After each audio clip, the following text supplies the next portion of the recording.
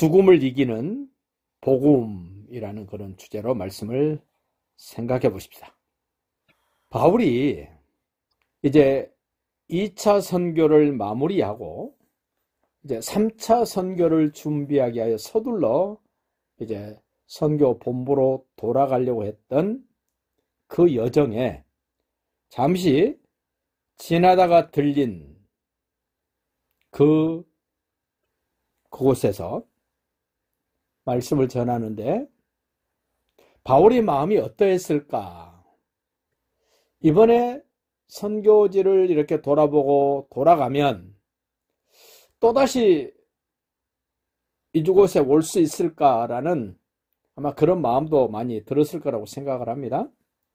그러면서 언제 다시 올지 모르기 때문에 그동안에 선교하면서 하나님 주셨던 은혜들을 나누면서 오랜 시간 동안 말씀을 나누게 됩니다.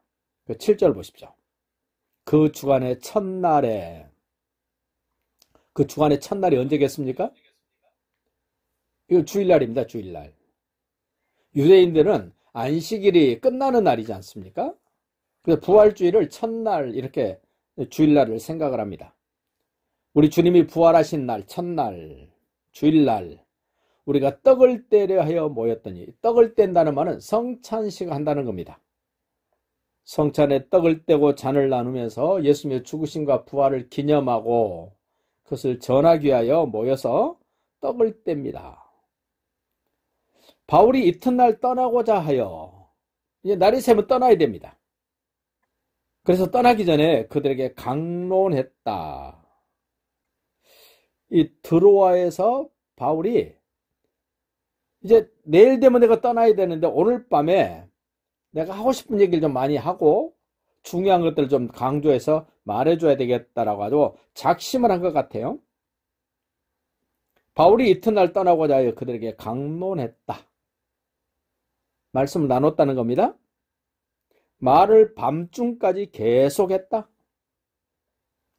한번 묻고 싶습니다. 우리 은혜교회 식구들은 몇 시간이나 집중해서 들을 수 있을까? 정 목사가 말씀을 전하면 우리 은혜교회 식구들은 어느 정도 집중하여 말씀을 들어줄 수 있을까? 이제 각자가 다 다르겠지만 만약에 바울이 우리 은혜교회 와서 능력 많은 바울이 생생한 복음을 가지고 있는 바울이 우리 은혜교회 와서 말씀을 전한다면 몇 시간 정도 들어줄 수 있을까? 자기 자신에게 한번 물어봐 줬으면 좋겠어요. 밤중까지 계속했다 그런 거 보면은 뭐 오후에 시작했을지 점심때 시작했을지 오전에 시작했을지 모르겠어요. 아무튼 내일 떠나야 되기 때문에 오늘 바울이 평소에 하고 싶었던 말 다 아마 쏟아놓은 것 같습니다. 자, 8절 보십시오. 우리가 모인 윗다락에 등불을 많이 켰다.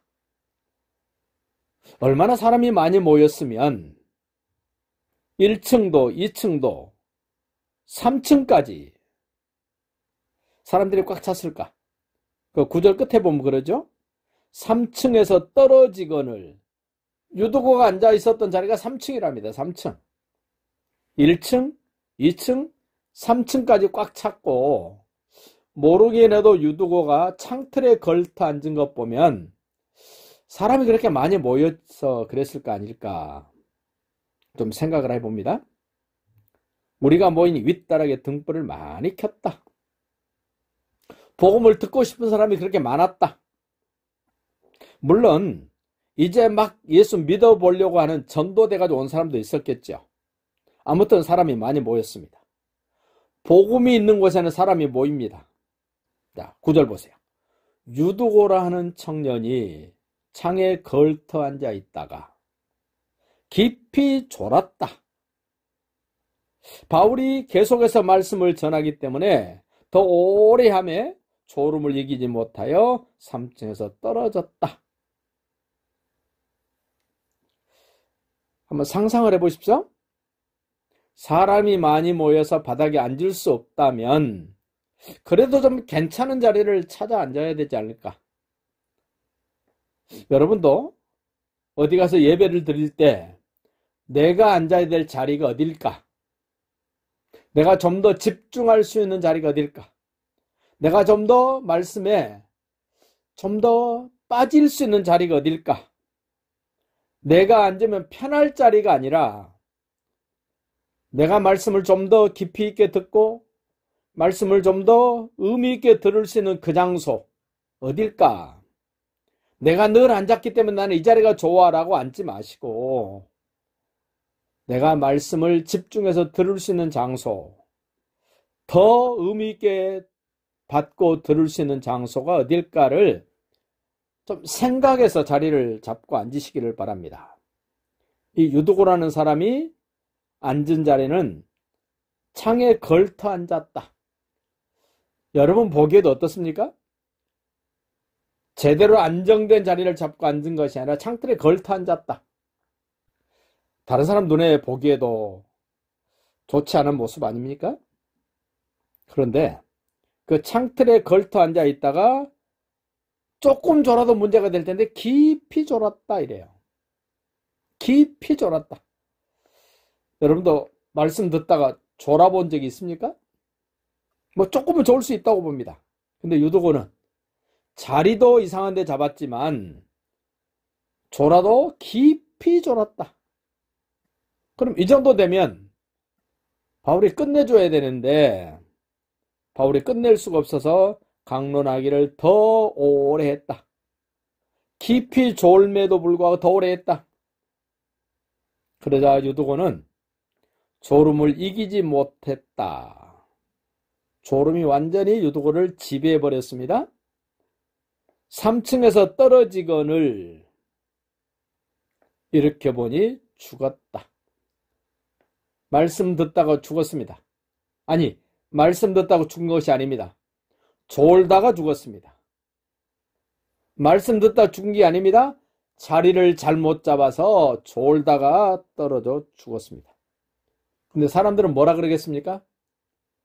바울이 설교를 너무 오래 해가지고 우리 젊은 유두고가 떨어져 죽었다. 죽음의 책임을 누구에게 돌립니까? 바울 목사에게 돌립니다. 바울이 설교를 좀 짧게 했으면 유두고 안 떨어지고 안 죽었을 텐데 본인에게 책임을 물어야 될 텐데 말씀 전한 목사한테 책임을 묻습니다. 설교를 짧게 했으면 괜찮을 텐데 근데 아무리 짧게 해도 좋을 사람은 좁니다. 여러분 조는 것 피곤해서 조는 거하고 영적으로 눌려서 조는 거하고는 다릅니다. 제가 늘 예배 때 조는 사람 보면 영적으로 눌려서 문제가 돼서 조는 사람이 거의 대부분이에요. 늘 정신 차리고 예배하다가 어쩌다 한번 조는 거는 그럴 수 있습니다. 피곤하기 때문에 무슨 일이 있어서 그럴 수 있습니다. 그러나 상습적으로 조는 거는 피곤해서 조는 게 아닙니다. 만약에 피곤해서 졸 것 같으면 찬송 시간에도 졸아야 됩니다. 기도 시간에도 졸아야 됩니다. 그런데 참 이상한 것은 설교만 시작하면 좁니다. 그리고 설교가 끝나면 깹니다. 그 사람은 분명히 영적으로 문제가 있는 사람입니다.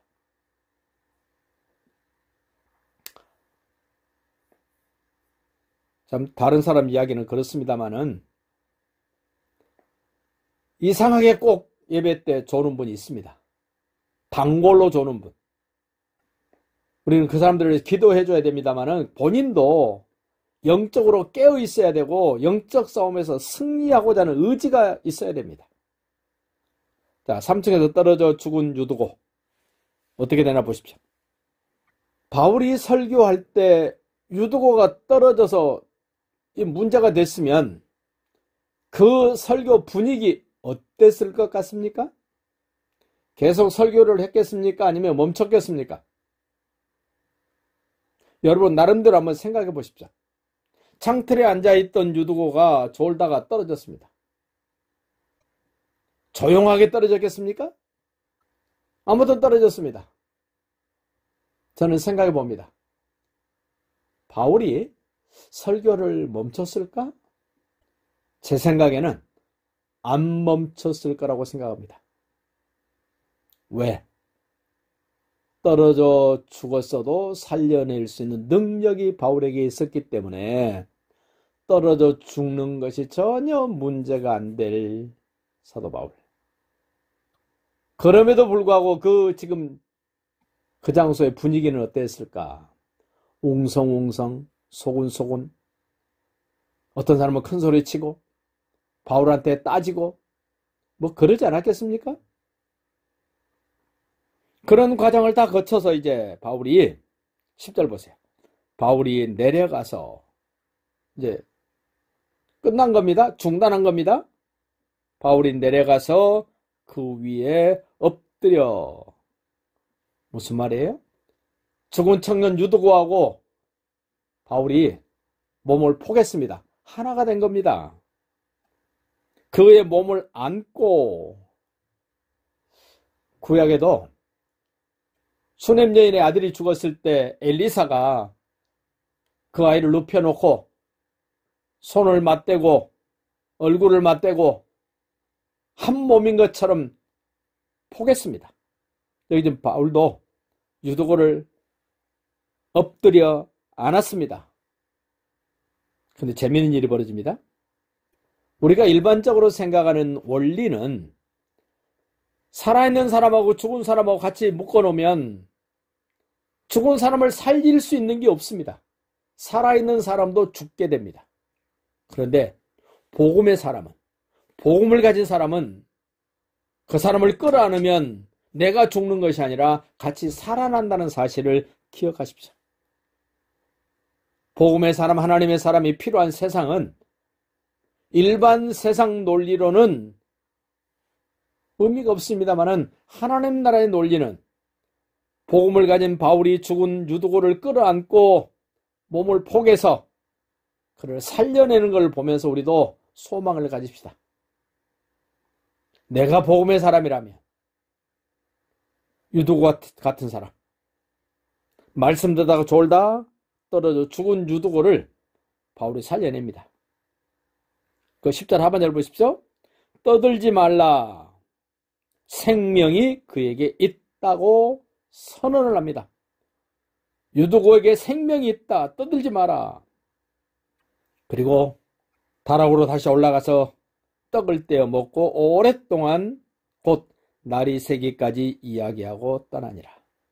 참, 오후에 했을지 오전에 했을지 모르지만 하루를 꼬박하고 밤을 새우고 새벽까지 말씀을 나눕니다. 이렇게 말씀을 나눌 수 있는 내용이 있다는 것 참 감사할 일 아닙니까? 미천이 조금인 사람은 하나님의 나라에 대해서, 복음에 대해서, 성경에 대해서 조금 얘기하면 바닥에 나서 더 할 얘기가 없으니까 일반 이야기, 세상 이야기, 보편적인 사람들이 하는 이야기를 합니다.